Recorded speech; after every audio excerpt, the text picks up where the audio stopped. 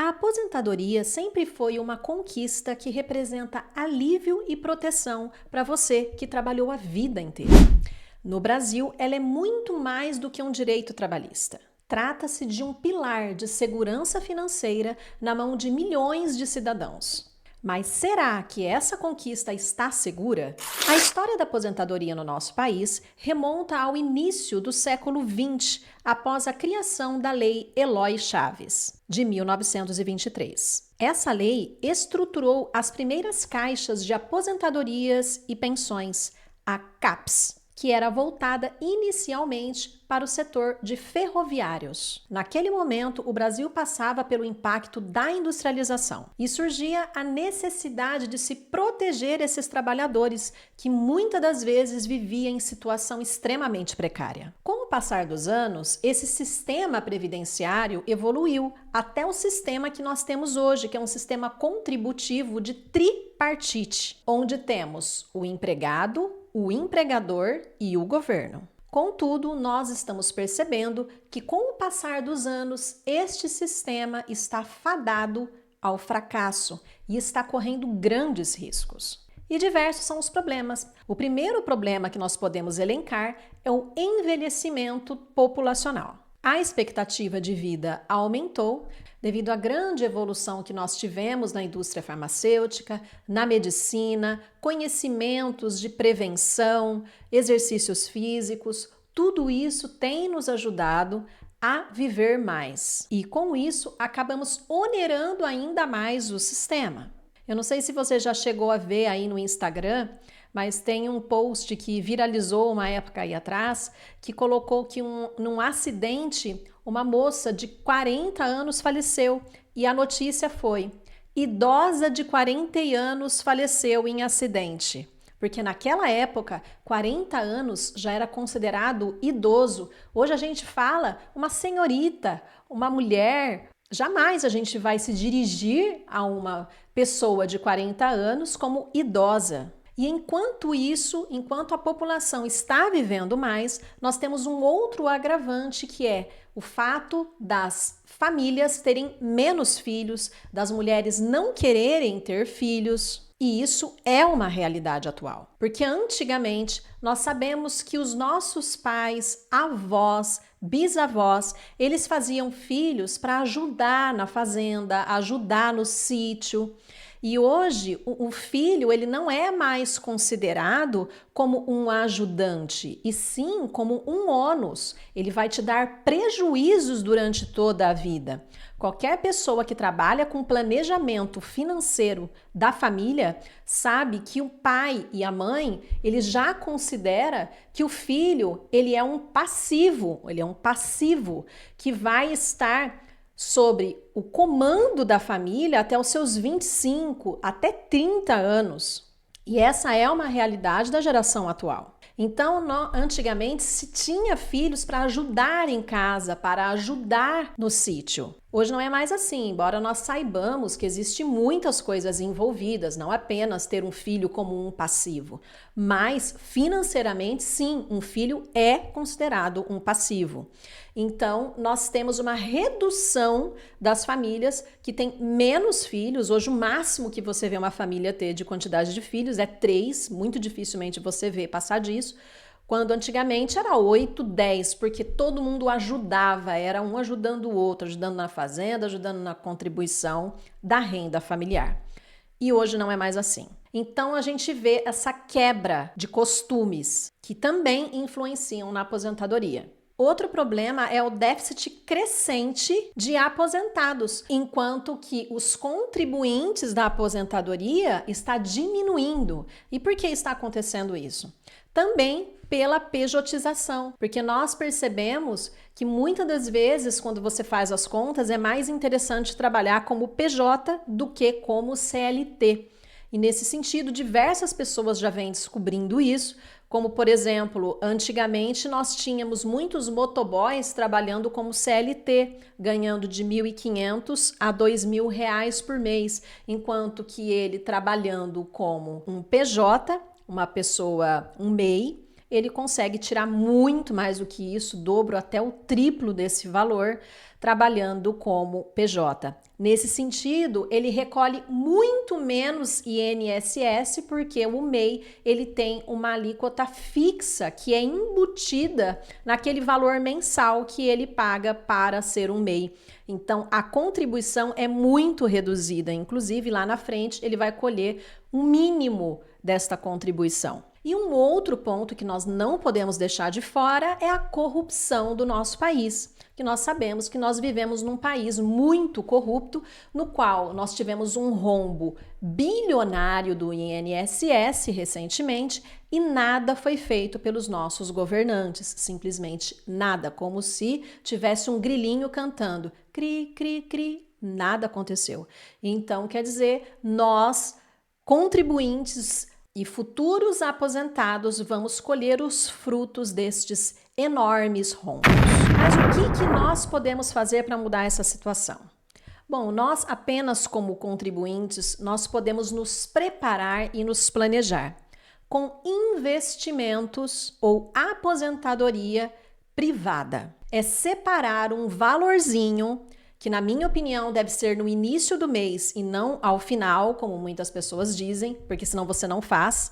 A partir do momento que você recebeu o valor, separa pelo menos 10% para investimentos, para pensar no seu futuro a longo prazo. Assim como o seu salário ele é retido na fonte, o seu INSS, você também deve reter na fonte, quando você ganha o seu dinheiro, reter na fonte um valor para que você tenha uma aposentadoria lá no futuro, uma aposentadoria privada. E essa aposentadoria privada, ela não precisa ser um PGBL ou um VGBL, ela pode ser feita em forma de investimentos. Tem pessoas que preferem, por exemplo, comprar imóveis para alugar, outras pessoas preferem comprar ações, outras pessoas preferem investir em letras de crédito, ou seja, diversas são as possibilidades que você pode ter para investimentos. Nesse sentido, o tema deste vídeo é a previdência privada e a pejotização. E depois dessa introdução sobre a previdência privada,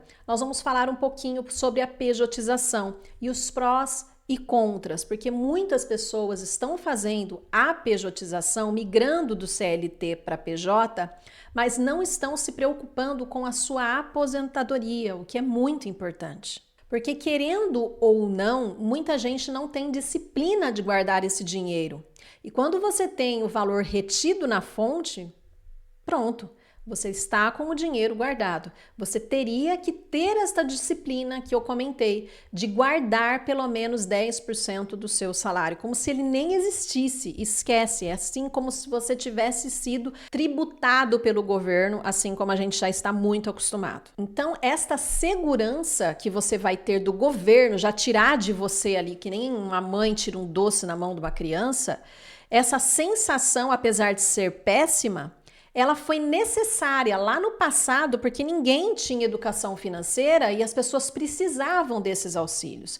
Porém, no decorrer dessas décadas, nós percebemos que pouco foi evoluída a educação financeira das pessoas. Poucas pessoas têm esse costume, esse hábito, essa inteligência emocional de retirar do seu ganho mensal 10% para guardar. Ela gasta tudo. E é por isso que o governo faz isso. É por isso que ele toma de você este valor lá na fonte para que você não gaste. Você teria de ter essa mesma mentalidade do governo e tomar de você mesmo este valor mensal. Mas é isso que não acontece, porque as pessoas sabem que elas precisam fazer isso e não fazem. E é aí que mora o perigo, porque aí nós temos os problemas. Porque quando a gente tem uma aposentadoria do governo, a gente depende deles para nos liberarem este valor.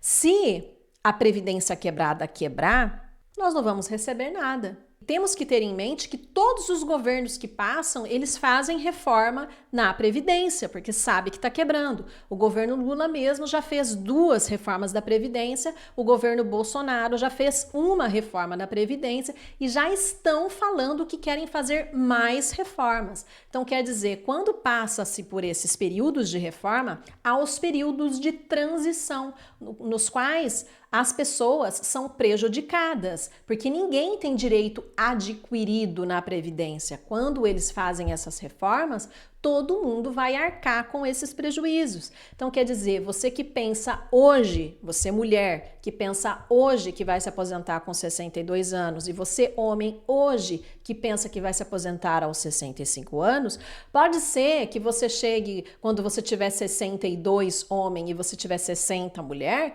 a lei mude novamente e você não vai se aposentar nessa idade. Aí tem aquelas leis de transição, aquele período de transição, no qual você terá que se adaptar e tirar um pouquinho dos seus direitos, reduzir um pouco do valor, assim como foi feito da outra vez, né? Dessa última reforma previdenciária que nós tivemos, que tinha-se o período de transição. Então, pensando nisso, é que eu coloco à disposição aqui de vocês esse vídeo para que vocês reflitam sobre a importância de se pensar num planejamento previdenciário e não só um planejamento previdenciário feito diretamente com o governo, mas um planejamento previdenciário no qual você poderá fazer o seu planejamento por si mesmo, por conta própria, tendo essa mesma mentalidade do governo de separar diretamente da fonte, quando você recebe o valor, este dinheiro. Isso é educação financeira. Na previdência privada, você tem a maior autonomia, porque você vai separar o quanto que você quer guardar por mês, o quanto que você quer atingir lá na frente de valores guardados para que você consiga receber este valor quando você tiver os seus 65, 70 anos, o quanto que você vai querer retirar naquela época. Você consegue fazer esta projeção de salário, né? Digamos assim, de um salário futuro que você vai conseguir retirar. Já na previdência do governo, você vive numa incógnita, você vai ter uma surpresa ali de quanto que você vai receber, porque você nem sabe se vai ter reforma até lá. No meu convívio social, eu tenho muitas pessoas que fizeram investimentos em imóveis para ter aluguéis como forma de aposentação. E isso no passado era muito interessante, muito interessante. Infelizmente, nós não sabemos se daqui para frente será tão interessante por causa da reforma tributária, por causa da crise econômica, por causa das tantas pessoas endividadas que nós estamos tendo no país, a inadimplência de se pagar o aluguel e a crise financeira que assola esse país a cada dia. Então, nós não sabemos mais se o aluguel de imóveis vai ser interessante daqui para frente. Tanto é que você pode observar quando você vai no centro da tua cidade, quando você vai em qualquer prédio, você vê muitas placas de aluga-se que estão lá há muito tempo, ad eterno até digo, porque está lá 2, 3, 4 anos e não aluga. Desde a pandemia piorou muito esse setor imobiliário e ele ainda não reacendeu. Eu acredito que nós estamos passando por uma fase do setor imobiliário que está sim em crise, principalmente a parte de aluguel de imóveis comerciais, porque muitas pessoas deixaram de alugar pontos físicos depois da pandemia. Escritórios, eu vejo escritórios para aluguel aí na minha cidade, que eu moro em Campinas, interior de São Paulo. Eu moro em Valinhos, interior de São Paulo, bem próximo de Campinas, sou nascida em Campinas, inclusive, e ali diversos escritórios estão ali para alugar há muito tempo e não conseguem alugar. Eles estão até vendendo já a preço de banana, não fazem reforma, não arrumam porque sabe que não vai alugar, então os prédios estão ficando deteriorados, destruídos e as pessoas nem estão dando manutenção.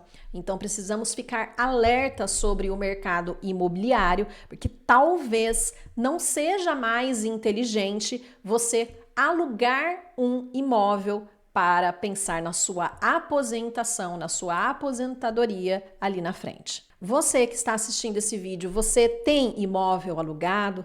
Como que é a sua relação com o inquilino? Você acha que ainda está viável? Escreva aqui nos comentários desse vídeo, até para que a gente possa trocar essas ideias entre todos os nossos seguidores, os nossos ouvintes aqui, para que a gente saiba se você está tendo lucratividade, se para você foi um bom negócio no passado, mas hoje já não está mais, porque tudo isso é uma troca de experiências que é bom a gente ter aqui no nosso canal. E a respeito de trabalhar no formato CLT ou no formato de MEI, ter um CNPJ, tudo isso é necessário que vocês façam contas para ver que se isso vai valer a pena para vocês ou não, porque você tem que pensar na sua aposentadoria, num acidente de trabalho que você possa ter, um acidente de moto que você possa ter, você que é um motoboy.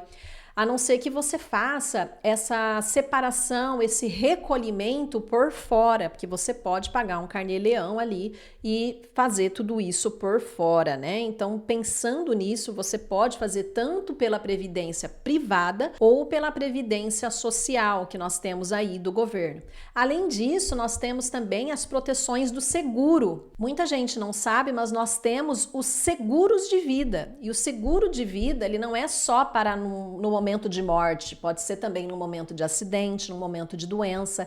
Ele dá esse mesmo respaldo que o governo nos dá na previdência, o seguro nos proporciona também. Então é interessante você ter a assessoria aí de um corretor de seguros que trabalha com seguros de vida e conversar sobre isso, porque vale a pena muitas das vezes você trabalhar como um PJ e ter o seguro como um respaldo ali dessa situação, caso você precise. Então, pessoal, esse foi o nosso vídeo, é um vídeo de alerta, é um vídeo de troca de aprendizado. E se você tem algum comentário, alguma coisa para agregar nesse vídeo, deixa aqui que nós podemos compartilhar ideias e opiniões. Muito obrigada e até o próximo vídeo. Tchau, tchau!